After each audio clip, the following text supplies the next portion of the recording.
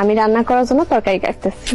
আমার ঘরে আমার মা আছে, আমার বোন আছে, কাটাকাটি আর রান্না বান্না যদি করতে হয় তাহলে তারাই করব। তুই এসব করতেছস কেন?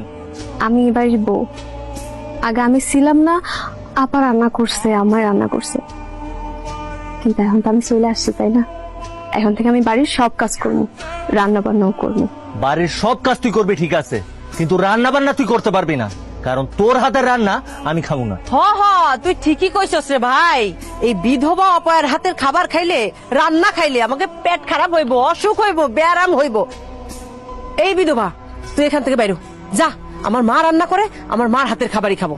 এই গরু দুইটারে এই বছর কুরবানির হাটে আমি বিক্রি করুম, আর কুরবানির আগে ওগো স্বাস্থ্য এখন যে অবস্থায় আছে, এর থেকে যদি ভালো না হয়েছে তাইলে কিন্তু তোর খবর আছে, কথাটা মনে রাখিস।